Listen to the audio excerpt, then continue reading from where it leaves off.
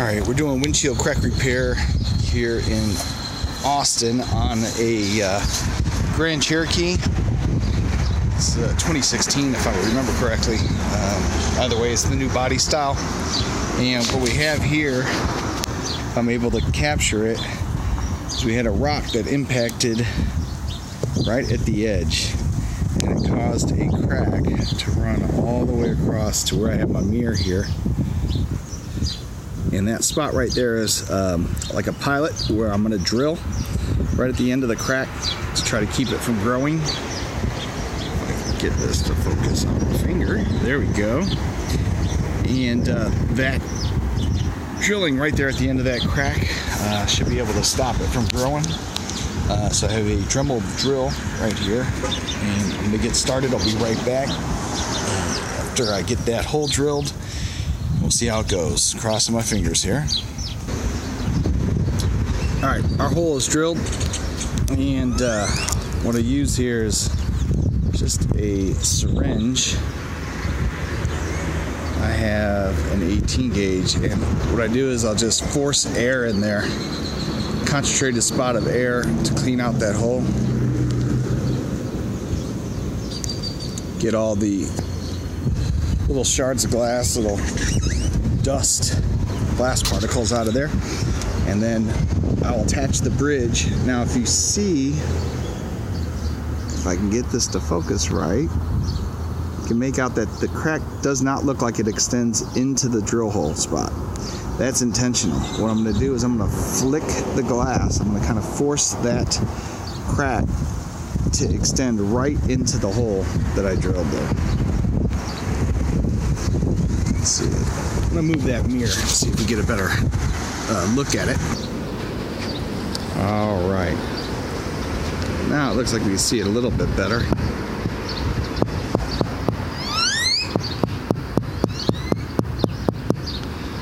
I'm going to have to put the camera down. I'm going to have to flick it with the back of my finger with my nail and get it to flow, extend right into that hole here. 1 second. All right, now you can see from the top side that it did run into the hole. So now we'll attach this bridge assembly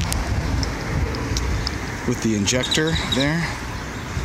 So we'll put that right over where I drilled, and then I'll put the resin inside that barrel, and I'll use this plunger to force it in through the hole and then back through the crack. That will both, of course, seal it, but also aesthetically it will reduce the visibility of the crack. But our goal here is just to keep it from growing. It's a lot more work involved to try to make that crack disappear, and customer just wants it filled. So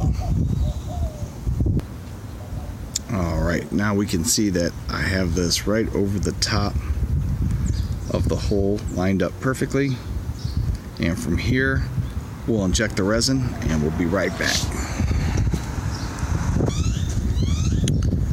Now as the resin works its way in, you're going to be able to see that crack start to disappear, be a little bit less noticeable.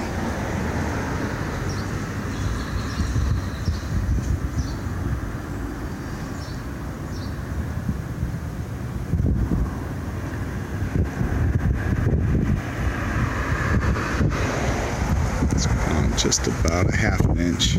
So I'm going to work on this. It's hard to hold the camera while I do this, so I'll be back. Alright, it's been about 10 minutes. It's gone as far as it's going to go. Like I said, the customer just wanted me to fill in the end and not the entire crack, so I have the mirror back on there, and I'm going to apply UV light to allow the resin to harden. So we'll do that now, and we'll be back in a second. Okay, we got the resin hardened with the UV light. You can see that the crack is still visible, but just not all the way to the end. That's as far as it filled. Now we're going to use a stronger pit resin. I actually put some on already, as you can see with that Mylar square. I put that over the top. So this pit resin here is going to go right into that hole where I drilled. It's a little harder, stronger, and will allow the surface of the drill point to be nice and stable for a long period of time. That way when over time when the windshield wipers hit it, it will not leave streaks and so forth because it's not nice and even. The regular resin that you use to put inside the crack or the chip, that resin's a little weaker and it just doesn't hold up on the surface for a long period of time. So we use this premium pit resin for that. So I'll be right back after we finish cleaning it up. While I'm waiting for the pit resin to cure, I'll show you the little kind of tan whitish stuff I put on the top of that impact point where I use the pit resin. Pit resin leaves a kind of a white look to it, cloudy look to it, not clear like the glass. So we use this pit polish from Equalizer right here in Round Rock.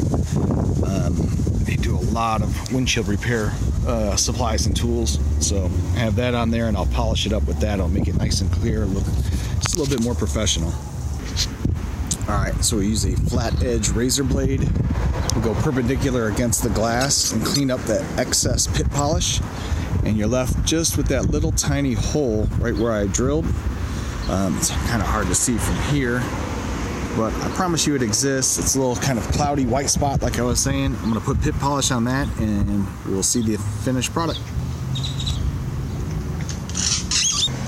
Alright, let's take a look at the finished product. You can see here, that's where we drilled. And it looks pretty good.